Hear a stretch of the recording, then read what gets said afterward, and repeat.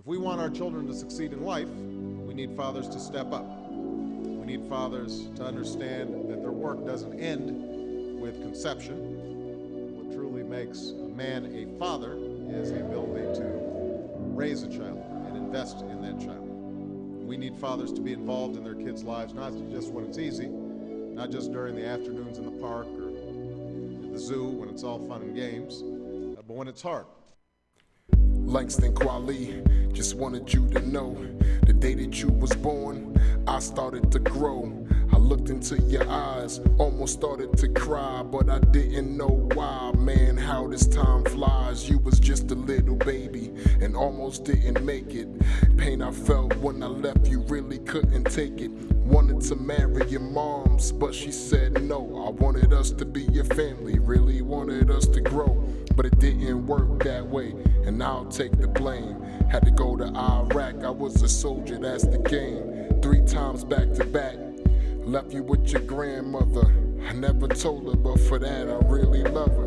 But at times I felt like we was brothers instead of father and son. I was only 21, and I didn't understand how I'm supposed to teach a kid how to be a man when I'm still a boy myself.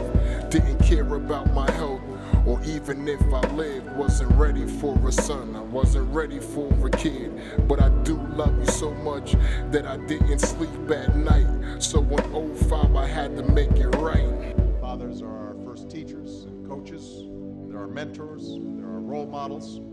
They set an example of success and they push us to succeed. Encourage us when we're struggling.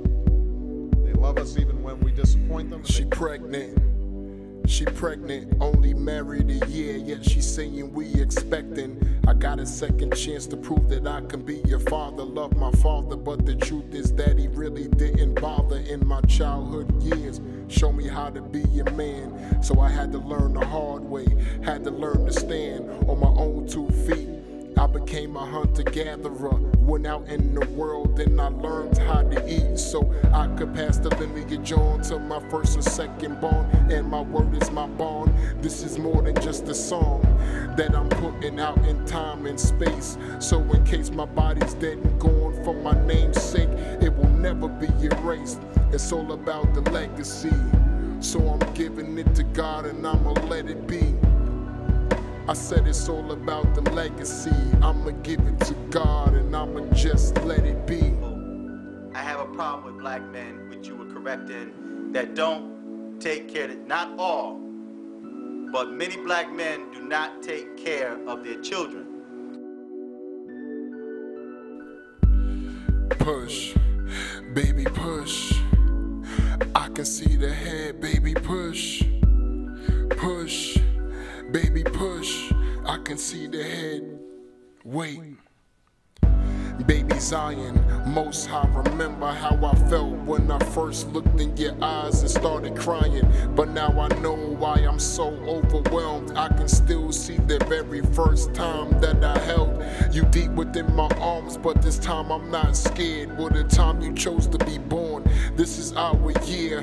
Me, you, Langston, and Mom, you hit the world feet first, and from then it's been on. 18 months gone by so quick, and it's not slowing down, but you're still showing every day how smart you are. You and Big Brother both shining stars, and even if you both experience meteoric rises to fame, one thing I say, don't forget your name. You were Lewis, don't forget your name. You were Lewis, don't forget your name. That's your name. Here's how he did it. He said, get the strongest nigga, male,